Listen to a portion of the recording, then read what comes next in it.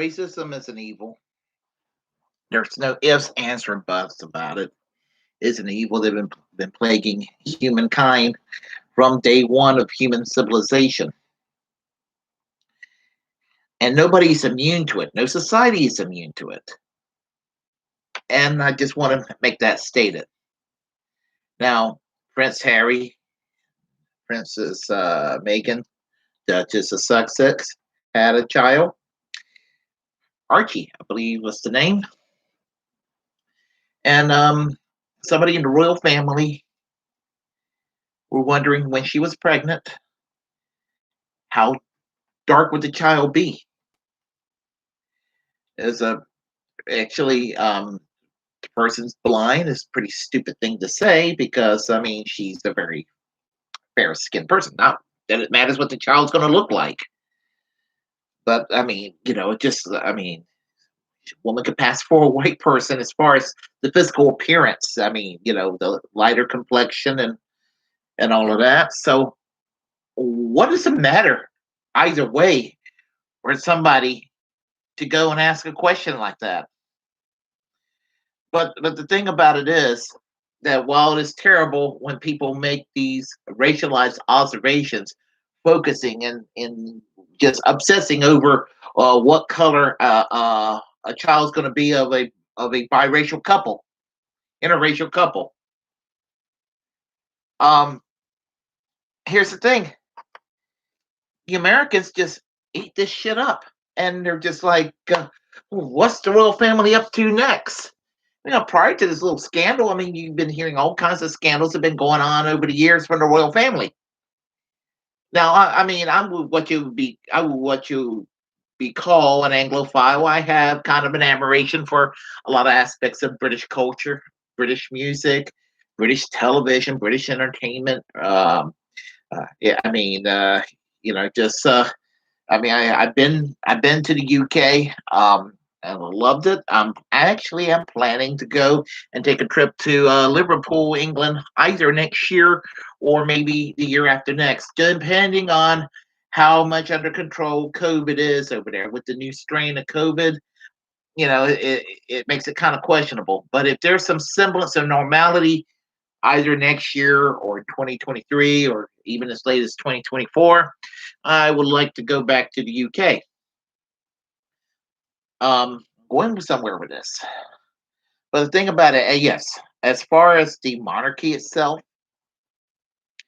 do I care Britain has a monarchy? I personally don't care if Britain has a monarchy or not. I mean, if I was creating a country of my own, I would not have a monarchy, but that's just me. But I've heard some social conservatives worried in America about Dr. Seuss getting canceled, which there's not been any national legislation coming out of the Congress that says that we're going to ban Dr. Seuss. That was the company itself, the family of the company of Dr. Theodore Seuss Geiser. The family was the ones that decided to eliminate or phase out those six controversial books out of 40 of the Dr. Seuss series. So I mean, I am going to smack the next right winger that tells me that Dr. Seuss has been canceled by Democrats. No such a thing. Um, and I do think that the Pepe Le Pew thing is a little silly, and I just think that the whole cancel culture is silly when it comes from the left. But cancel culture is a product of the right too. And somebody asked me the other day, name an example of cancel culture coming out of the right today. And I said, well, within the Republican Party, evangelical Christians, what is called the Christian right, and secular neocons are trying to ban boycott, divestment, sanctions, and want to criminalize criticism of Israel. That's an example of council culture coming from the right. And some corporate Democrats are involved with supporting such legislation too. But I am sort of getting off subject like I normally do. This whole thing about the royal family, and yeah, I mean, I know that Prince Harry and Princess Meghan has kind of a you know touch and go relationship with with Queen Elizabeth and Prince Philip. Understand that? That's their squabble and everything. But while Americans, on the right here, talk about political correctness, and I've heard some of them saying that the PC police over there is going to go and cancel the monarchy.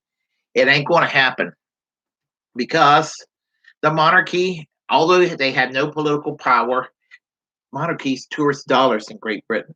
People go to England, they go to London, they want to see the changing of the guard. They're hoping they could see the royal family in whatever capacity. Say, hey, how are you doing? That sort of thing.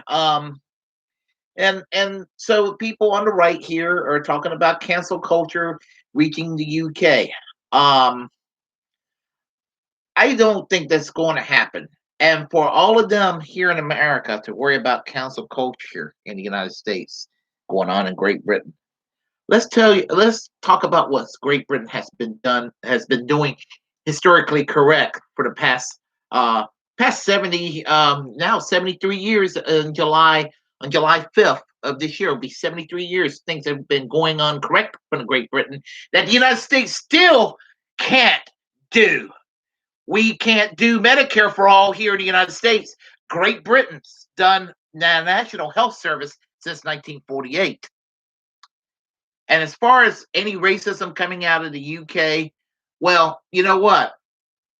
A lot of white people, a lot of black people, a lot of brown people, their lives have been saved by the National Health Service. Now, it's not necessarily racist in the United States what the healthcare system do. It's done out of greed more than anything else. But we got private health insurance companies that murder 40 some thousand Americans yearly because they don't have health coverage from their insurance company, or they're underinsured, or even if they're paying on their asses or prime premiums, and whenever they need it, the insurance company will be like, oh, we can't cover that. And we have a lot of stupid Americans in this country. A lot of stupid Americans are fine with that arrangement. Doesn't even occur to them. I know I'm always going back to about healthcare. It's one of my most important issues, but it's still connected to this topic. And the thing about it is, if the royal family, any racism bullshit that's taking place with individual members of the royal family, what have you, and for the politically correct left to cry, racial insensitivity here in the United States when they don't give a damn about thousands of Americans dying each year because they can't have access to health insurance. And you got the right wing in this country crying about cancel culture, and they're not giving a damn about health care coverage for people.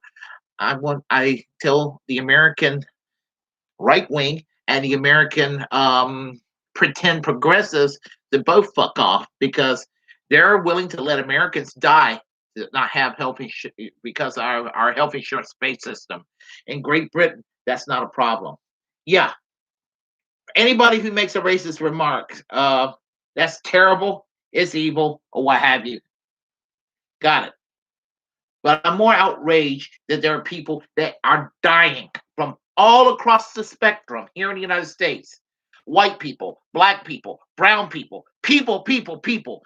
Not just poor people, although poor people get fucked over the worst. But you got the lower middle class, the barely middle class, the working class. Mind you, you even have some people who are a little bit above a middle class in the upper middle class, and they get some kind of sickness, it could wipe out all their savings. All of that is more evil than what some dumbass in the royal family has to say. So, as far as racism is nothing new under the sun. Um, I wouldn't call it a form of slavery or genocide, but at the same time, yeah, I agree. It sucks that people make these comments. But you know what? It sucks more when people die, because we have a government with COVID that doesn't do a fucking thing about healthcare to the American people. That silly Boris Johnson is a better man than Joe Biden, Kamala Harris, and Nancy Pelosi and Chuck Schumer, because he said the National Health Service saved his life from COVID. And these Democrats here in the United States are closer to Mitch McConnell's position on healthcare than they are Boris Johnson, who's pretty cool with having an NHS in the UK. That's the difference. That's our stupid Overton window here in the United States. Think about it is when you think about race and healthcare, the National Health Service is a very, very multicultural institution, because when the NHS was founded and created in 1948, you had a lot of white doctors and white nurses that did not want to work under that system because they thought they were being underpaid or all that in the very beginning. So they were understaffed, and in the I believe late 50s, early 60s, there was an arrangement by the British government to go to the common Commonwealth nations that are under the crown and urge people in the healthcare profession to come to the Great Britain, because they will be making more money working for the NHS in the UK than they would be in their country back home in whatever country in Africa or down in Jamaica or Pakistan or India or what have you. So a lot of immigrants came to Great Britain, and they staffed the NHS and they saved the NHS. So here in America, when I hear some conservatives tell me we can have free healthcare, all those countries you like are homogeneous. But over here, we don't have we're not a homogeneous society where 95 90% of the population is white like it is in those European countries. Okay, that's just a weird about roundabout way of saying you don't want to do anything about healthcare. What the fuck does somebody's race have to do with it? Great Britain is a diverse society, and they have free healthcare for people. Now, is their diversity as diversified as the United States? Probably slightly less so. But the point is that Great Britain is still a diverse country, nation. Um, the fact that we don't have something like an NHS here is a crime against humanity. And that's my take on things. If you like what you heard, press like and comment. If you were bothered by what I have to say, comment anyway. We'll talk. We'll have a conversation. Feel free to share the content on this channel.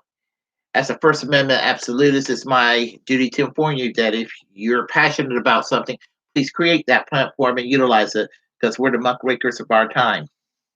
And feel free to hit that subscription button, that notification bell, so you are kept up to date by my rants and raves. And until next time, I am American Social Democracy. Peace. Class struggle yesterday, today, tomorrow, until we all have full and economic justice for all.